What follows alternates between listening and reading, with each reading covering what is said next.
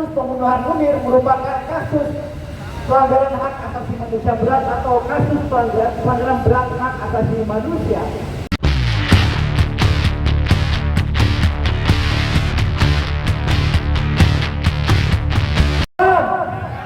Jangan diam, jangan diam.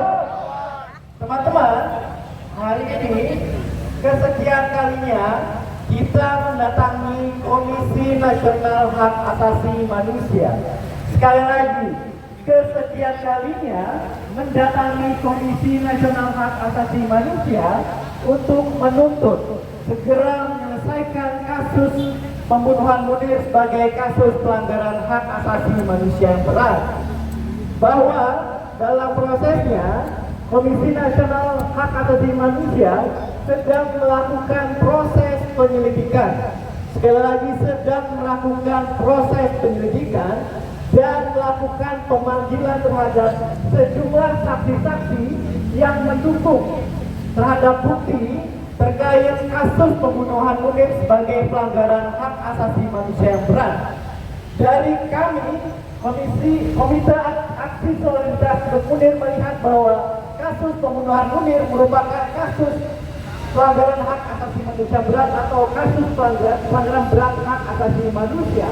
Kami memandang bahwa kasus ini merupakan kasus pelanggaran berat hak asasi manusia dikarenakan memenuhi berbagai unsur dari pelanggaran berat hak asasi manusia. Dalam hal ini adalah kejahatan terhadap kemanusiaan.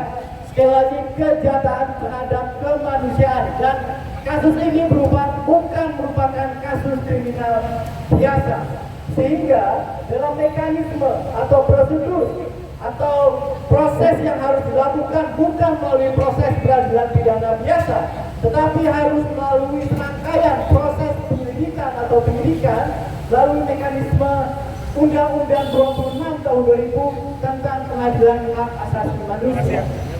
Sayangnya, teman-teman, bahwa hingga hari ini tidak ada progres yang begitu berarti dari Komisi Nasional Hak Asasi Manusia berkaitan dengan proses penyelidikan kasus pembunuhan Munir Said Talib. Berkaitan dengan kondisi hari ini, kita harus marah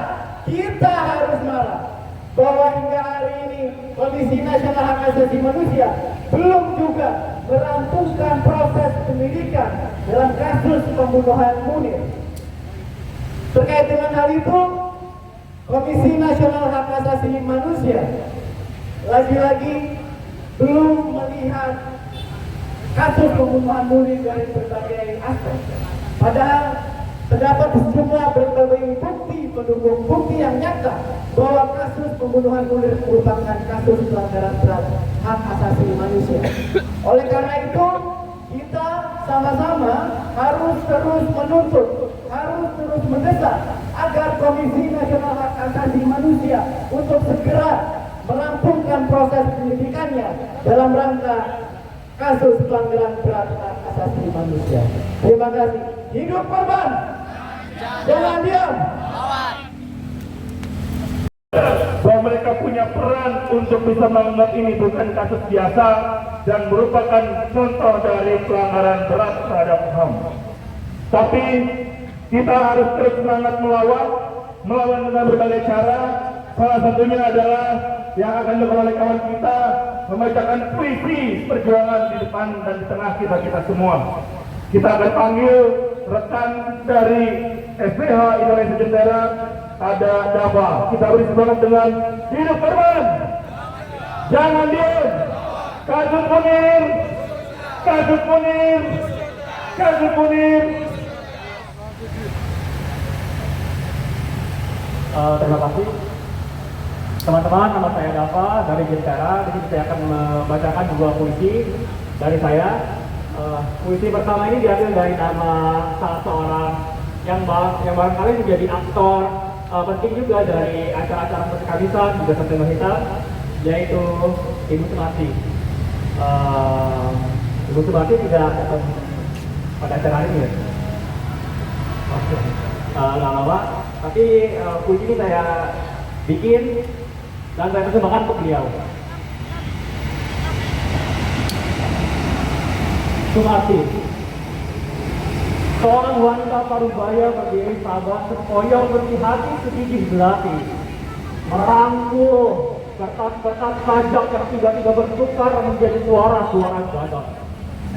Di atas istana negara ini kembali menagih mana janji, menunaikan misteri-misteri tua yang tak kunjung menepi. Hanyut di antara tumbang, nestapa menuju gemilang. Ada kala dikabarkan, beruntunglah kau menjadi Indonesia, negara kaya raya rempah-rempah ramah tamah surga dunia. Sumarsi, merdeka, merdeka, merdeka. Anakku disulap menjadi mayat oleh peluru yang dipenuhi dari hasil pemerasan akbar negara pada rakyat. Dan tiada sekalipun negara hadir dalam pemakaman, bahkan Kamis berkata juga tidak pula ada September hitam. Selain di podium-podium munafik buatan penguasa-penguasa rubah, barangkali tidak pernah sekalipun iblis menyesatkan manusia sekeji penguasa, menyesatkan kekuasaannya di atas panggung penindasan.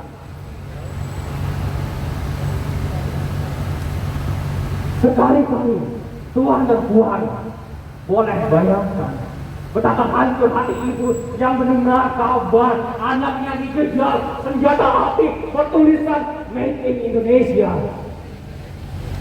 Atau memang kita tak pernah benar-benar menganggap serius kemanusiaan. Sebab gemilang harta dan penjilat-penjilat kita tak layak menyalami tangan hukum kita. Atau memang asal saja bukan keluargamu, asal saja bukan jabatanmu, asal saja bukan rumahmu, kematianku adalah kemalangan bagi orang-orang lemah dan tersingkirkan. Kalau saja yang mati tak pernah benar-benar mati, nyenyakkah tidurmu dikerumuni arwah-arwah pemarah kami? Kalau saja yang hidup tak pernah berpura-pura mati, barangkali marah kami sebising taupan musim semi. Aku tetap menjadi wanita tua bernama Sumarsi, dan namamu meski berganti-ganti namun tetap diubahkan gelar penguasa di tanah ini. Perlawanan haram berhenti sampai tuntas segala perihal murka.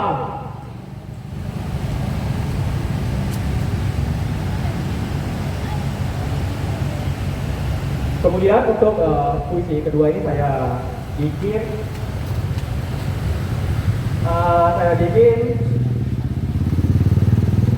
sebanyak 5 puisi, namun dalam satu puisi yang isinya menceritakan seorang laki-laki yang mengirimkan surat kepada kekasihnya, namun dalam surat tersebut menceritakan bagaimana perjalanan hidup sang kekasih ini, yang barangkali cerita-cerita itu relevan dengan apa yang kita rasakan pada hari ini. Surat untuk Nona Lape 1. Nona Lape, bagaimana kabarmu hari ini?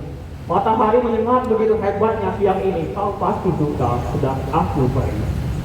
Rambutku kian berjatuhan dan menyerak di atas keramik-keramik putih. Hari ini aku melankolis lagi. Kamar yang redup dan pengap ini ingatkanku pada sesuatu yang aku sendiri belum pernah rasakan. Kematian, kuburan tak berpisah, kepala yang berisi. Di jalan, aku melihat seorang wanita tua memomong gadis kecil. Dua-duanya tampak gambar cantik dan kurus kering sampai aku bisa melihat tulang mengintip dari kulit rambut mereka. Mereka mengais tok sampah yang amat menyengat hidung. Tak jauh dari sana ada jalan raya, orang-orang kaya yang hulu hilir dengan baju-baju mewah dan anak-anak yang sehat dan berisi. Aku sendiri tak bisa apa-apa, tak tahu harus apa dan bagaimana, hingga aku apa saja hari dengan raut wajah datar. Aku melihat ada penyakit yang mewabah di negeri ini, penyakit biologis yang buat wanita tua dan gadis kecil itu menjadi lusuh dan kering. Tapi bukan hanya itu saja, ada lagi penyakit lain. Penyakit sosial, penyakit radikal, korupsi, politik kotor, perperangan, kemiskinan, dan lain-lain banyak sekali. Nona, Aku risau.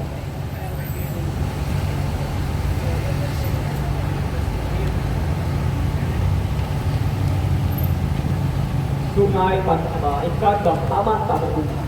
Bahwa yang ditimbun salju dan ditimpa serak sampah adalah dua hal yang berbeda. Begitupun langit yang ditembak cahaya matahari berasap-asap pembakaran. Perbedaan-perbedaan itu merekam dalam setiap langkah di dapur ibu kota.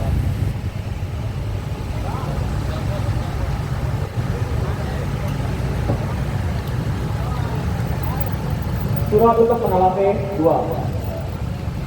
Jauh tubuh tak pernah pudar dalam ingatku. Sungguh, aku terbuai dalam cantikmu. Harummu adalah nikotin yang pasti euforia dalam mimpi burukku. Bibirmu yang manis sabutkan sejauh tinggi goyang dan seorang laki-laki pengaruh. Nona Lampe, bawa aku bersamamu. Bawa aku pergi dari rumah yang tak berumah itu. Kulihat prajurit-prajurit kerajaan berbaris menenteng senjata-senjatanya di pinggul. Rupanya, di dalam barisan itu ada raja yang tengah menyorak-nyorak dirinya sendiri. Sementara di pelosok gang-gang sepi tak jauh dari sana aku saksikan seorang pedagang tongkang kambing habis babak belur disiksa dan dirampok oleh para berandalan. Di gang yang lain tertidur banyak gelandangan-gelandangan lusuh lemah tak berdaya. Di gang lainnya para berandalan sedang merayu perempuan-perempuan berwajah sedih dan obat-obatan terlarang bersarak di mana-mana. Nona, sebenarnya, untuk siapakah moncong pedang para satria? Untuk siapakah uang yang kita sisih dari gaji kecil kita kepada para penagih pajak yang bengis? Dan untuk apakah sebenarnya kita meraja-raja, menciptakan kerajaan dan penjilat-penjilatnya?